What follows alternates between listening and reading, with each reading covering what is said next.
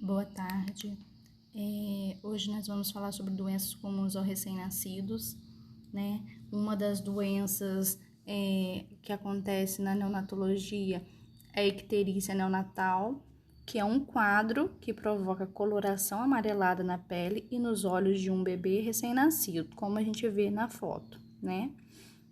Essa icterícia infantil, ela ocorre porque o sangue do bebê contém excesso de bilirrubina, tá? Hiperbilirrubinemia, um pigmento de cor amarelada derivado dos glóbulos vermelhos no sangue, né? Na maioria dos bebês, a bilirrubinemia, né, é um fenômeno normal e transitório, né? Acontece sempre nos bebês, né? A maioria dos bebês podem acontecer, né? Mas é branda, não é muito séria, né? Mas a gente tem que estar sempre observando, né? E, no entanto, em alguns casos, os níveis sanguíneos de bilirrubina podem elevar-se, né? Excessivamente, alcançando níveis que são tóxicos para o sistema nervoso. Então, essa é a importância dessa observação, né? Para que a gente consiga, né, deter antes de se tornar tóxico, antes desse nível ficar elevado, né? E para entender essa icterícia no recém-nascido, é preciso antes compreender o papel da bilirrubina, né? As nossas hemácias, que são glóbulos vermelhos, tá? Então, hemácias, glóbulos vermelhos. Ela tem uma vida média de 120 dias, tá? E todos os dias, milhões de hemácias novas são produzidas na medula óssea. Então, as hemácias são produzidas aonde? Na medula óssea, né? E a gente tem uma vida média de 120 dias de hemácias, né? Então, elas são produzidas novas, né, todos os dias. E essas hemácias velhas, elas são destruídas, tá, no baço. Então, elas são produzidas na medula óssea, né? E elas são eliminadas, destruídas no baço, tá? E um dos produtos liberados, né, neste processo de destruição é a bilirrubina, um pigmento amarelo esverdeado, né? A bilirrubina gerada pela destruição das hemácias velhas no baço e é chamada de bilirrubina indireta. Quando ela é destruída no baço, ela é chamada de indireta, tá? E a bilirrubina indireta, ela é captada pelo fígado. Então, é eliminada pelo baço e ela é captada pelo fígado e processada, transformando em bilirrubina direta. Então, quando ela é processada no fígado, né, ela se transforma em bilirrubina direta. E a grande diferença entre a bilirrubina indireta e a direta é a capacidade de diluição na água, que é baixa na primeira e elevada na segunda. A bilirrubina direta é eliminada no fígado através das vias biliares, indo em direção ao trato gastrointestinal, onde é excretada nas fezes. A bilirrubina direta, ao chegar aos intestinos, sofre metabolização e transforma-se em um pigmento de coloração marrom, que é responsável pela cor característica das nossas fezes, tá? Uma pequena parte da bilirrubina direta, ela é produzida no fígado, tá? E acaba extravasando para a corrente sanguínea. Essa pequena quantidade de bilirrubina direta, ela é filtrada pelos rins e eliminada na urina. A parte da coloração amarelada da urina se dá pela presença desse pigmento, tá? Portanto, há sempre pequenas quantidades de bilirrubina direta e indireta no nosso sangue.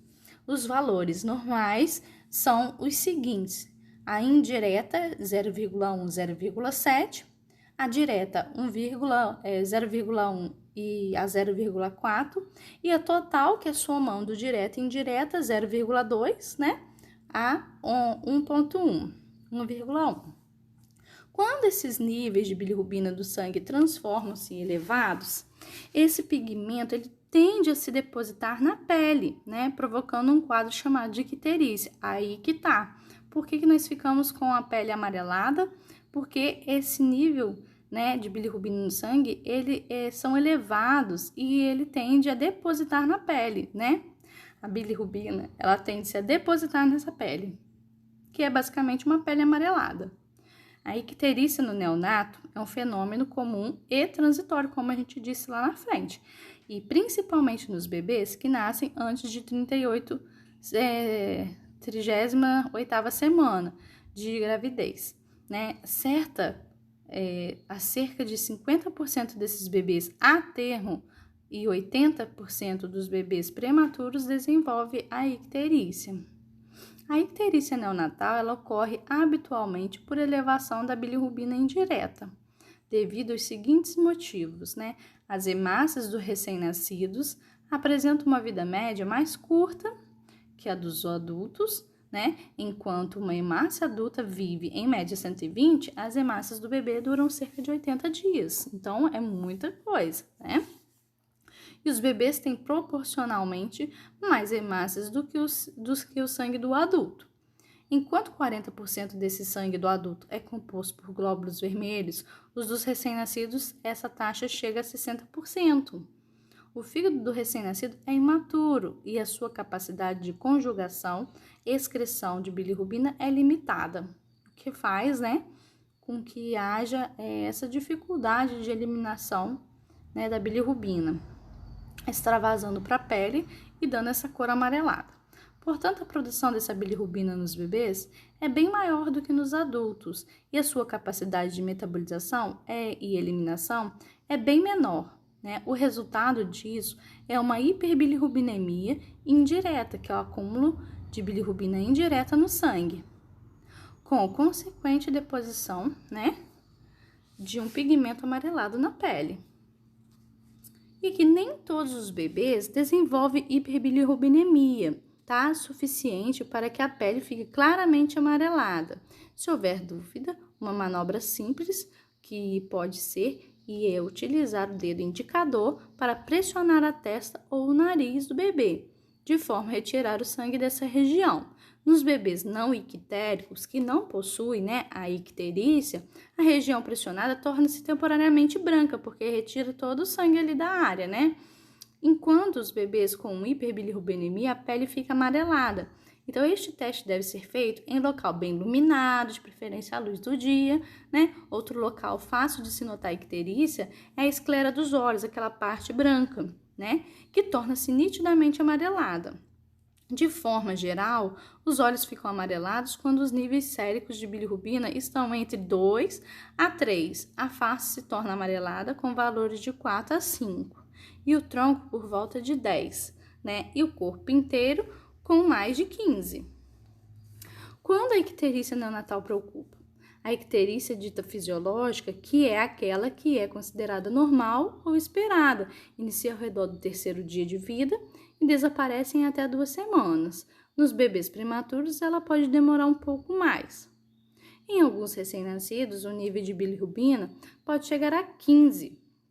Entanto, né, nem todo o quadro de icterícia neonatal é considerado normal.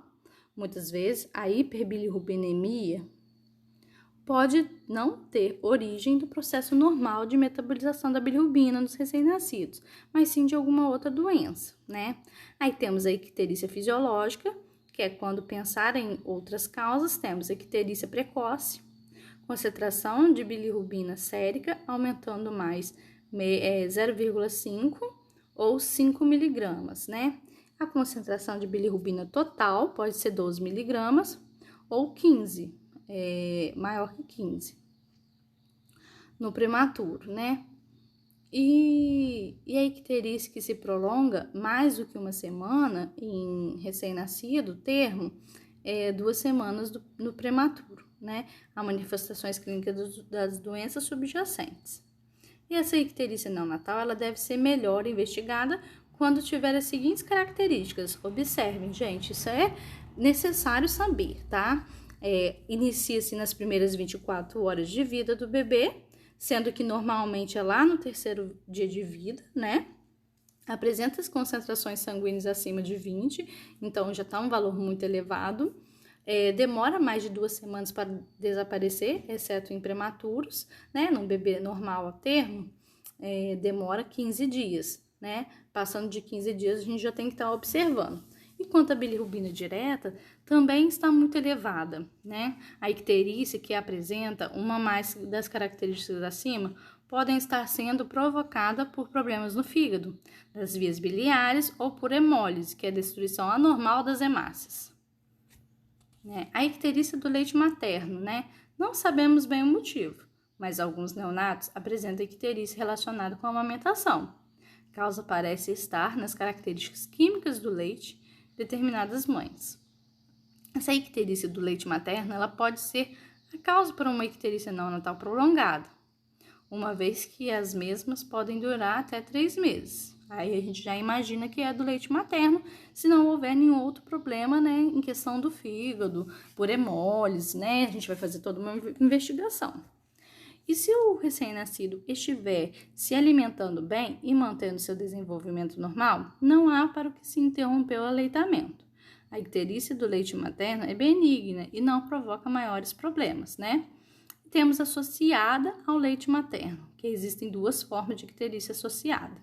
A forma precoce do aleitamento e a forma tardia desse aleitamento.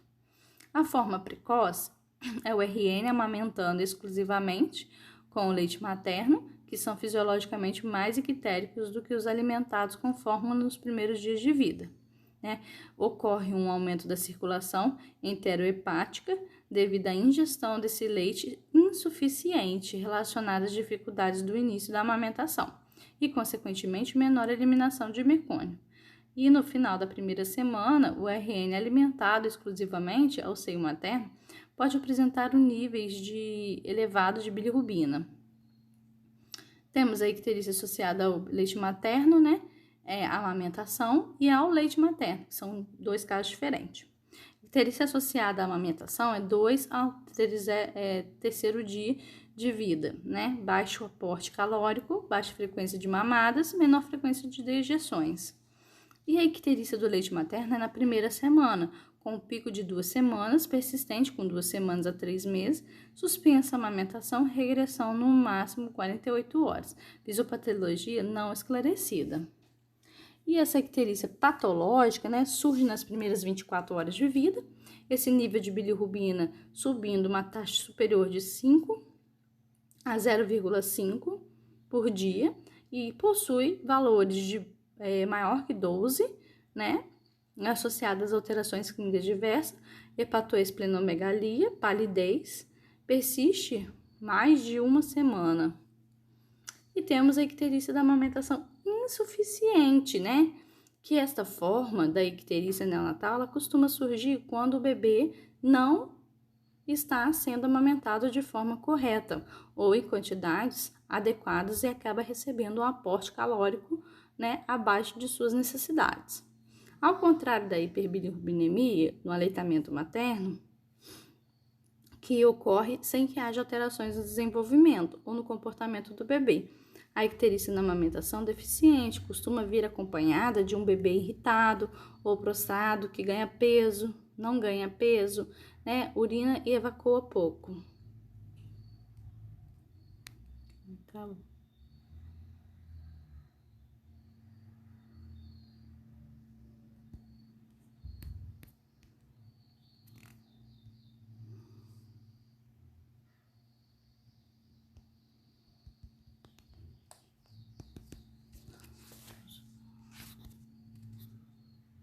aí agora a gente falando aqui, sobre a quinictérios, que são os níveis muito elevados dessa bilirrubina e é tóxica para o cérebro, E os primeiros sinais clínicos dessa intoxicação para a bilirrubina inclui a sonolência, diminuição do tônus muscular e recusa alimentar. Com o tempo, esse bebê ele passa a ter espasmos, choro inconsoláveis, vômitos e fica febril. Se o excesso dessa bilirrubina não for corrigido, esse neonato pode evoluir por uma lesão permanente no cérebro, que é chamada quinictérios. Essa complicação ocorre, em geral, quando há níveis de bilirrubina acima de 25. Quinictérios ou encefalopatia bilirrubínica, é uma síndrome neurológica resultante da deposição dessa bilirrubina, não conjugada nos gânglios basais e núcleos de base. Esses níveis séricos elevados, é maior que 25 miligramas resultam em uma maior fração livre lipossolúvel, que a quais tem capacidade de atravessar, né, e impregnar nas células nervosas do encéfalo. As condições que lesem por asfixia, estados de hipermolaridade e fornecem essa síndrome. Essa bilirrubina interfere na utilização do oxigênio pelo tecido cerebral, possivelmente afetado a membrana celular, né, gerando uma lesão hipóxica, né, que leva à perda de neurônios, à gliose, né, reativa e à atrofia desses sistemas de fibras em uma fase tardia. Essas manifestações clínicas, né, e sinais e sintomas geralmente surgem de 1 a 5 dias após o nascimento, né, até 7 dias e mais hiperbilirubinemia, que pode levar a essa síndrome em qualquer momento do período neonatal. Temos forma aguda, né, fase 1, que temos a hipotonia, letargia, má sucção, choro agudo durante algumas horas. A fase 2, né, hipertonia da musculatura, extensora, opistótomo, convulsões e febre. E a terceira é de aparente melhora, hipotonia, diminui ou excede, né, na primeira semana e se prolonga na segunda até 3 meses, de 2 a 3 meses. Quinictérios, muitas crianças que progridem com sinais neurológicos e morrem, e sobreviventes geralmente estão seriamente lesionados, né? A forma crônica, primeiro ano, a hipotonia, né? Hiperplexia profunda, persistência do reflexo tônico cervical assimétrico e o atraso motor, né? Após o primeiro ano, a síndrome espiramidal, tremores, cariotetose, balismo, surdez sensório-neuronal. E aqui a gente colocou uma foto, né, do que seria uma icterícia e uma quinictéris, né? Os olhos amarelados da icterícia, pele amarelada, excesso de bilirrubina no corpo, né? E aqui, ó, a quinictéris, a bilirrubina movendo-se na corrente sanguínea para os corpos cerebrais. As principais complicações da quinictéris podem se tornar, né, nítidas após o primeiro ano de vida e inclui a dificuldade em sentar, engatinhar, posteriormente até andar, né? Tremores e movimentos involuntários, alterações na audição e visão, né? Retardo do desenvolvimento neurológico e alterações na arcada dentária. O tratamento, como a imensa maioria, né, dos recém-nascidos melhora espontaneamente da icterícia, o tratamento só é indicado nos casos mais graves. Em geral, indica o tratamento quando a bilirrubina ultrapassa o valor de 18 miligramas. A partir do terceiro dia, quando ela se encontra acima de 12, já nas primeiras 24 horas, a gente faz a fototerapia, que é um tratamento mais utilizado para baixar os níveis de bilirrubina. E os recém-nascidos, eles são colocados sobre essa luz azul fluorescente, né? E depois eu vou mostrar a foto para vocês, em que age quebrando essas moléculas de bilirrubina depositada na pele, né, em pedaços, facilitando sua excreção na urina e nas fezes. E que essa fototerapia, ela é um procedimento muito seguro e usado nas mais de 30 anos. E, em geral, é o único tratamento necessário para baixar esses níveis de bilirrubina. E aqui está a foto, né, sobre essa luz azul fluorescente. A gente sempre protege os olhos do bebê e deixa somente de fraldinha, tá? Essa fototerapia, a bilirrubina absorve a luz, sendo convertida em sua forma tóxica para uma forma não conjugada passível a ser excretada. E essa bilirrubinemia patológica, profilática, né, do RN de muito baixo peso. E o efeito terapêutico depende da energia da luz, emitida na faixa de comprimento de ondas, né, da distância entre a luz e a criança, e a quantidade de pele exposta e o tempo. A fototerapia, né, convencional, aplicada continuamente e descontinuada apenas quando os níveis considerados seguros com a criança virada e os olhos avendados. A fototerapia intensiva máxima inclui aparelhos com lâmpadas fluorescentes azul especial colocadas a 15 a 20 centímetros da criança a um colchão de fibra óptica, né, colocado sobre as costas das crianças. A fototerapia também, a cor da pele não pode ser considerada para avaliar a eficiência da fototerapia. Uma aluna me perguntou, e uma criança morena, uma criança negra, como que a gente consegue ver se ela tem essa icterícia? Pelas palmas das mãos, tá? E a planta dos pés. A gente consegue verificar o amarelado e o fundo dos olhos, né? A parte branca. A monitorização do BTF, né, a cada 4 e 8 horas em crianças com doença hemolítica ou com níveis próximos e tóxicos de bilirrubina, de 12 a 24 horas em crianças mais velhas. Fora de risco, monitorização por pelo menos 24 horas após suspensão dessa fototerapia. Né? Essa temperatura ela deve ser monitorada, observar o desenvolvimento de anemia ou possibilidade de transfusão. E temos as complicações, né? Que são fezes líquidas, o rastro macular, eritematoso, rastro purpúreo, associada à perferina, anemia transitória, superaquecimento e desidratação, o aumento da perda insensível de água, diarreia, né? E o resfriamento pela exposição da criança à síndrome do bebê de bronze. É contraindicada na presença de porfiria. Temos os cuidados de enfermagem relacionados ao aparelho de fototerapia, tá?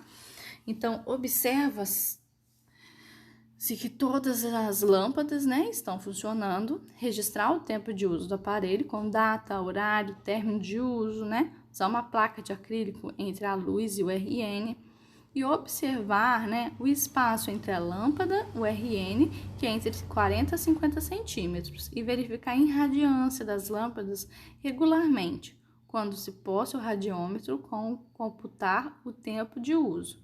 Manter o arco refletor quando RN em fototerapia no berço. E agora, relacionados ao RN, os cuidados de enfermagem, que é manter o RN apenas com fralda, tá? Manter o RN com proteção ocular sempre, removendo a manipulação para os cuidados de higiene e nos momentos de amamentação. Verificar a temperatura de intervalos regulares, observar o estado de hidratação, se necessário hidratar, conforme a prescrição médica. Controlar o peso diariamente, mais de uma vez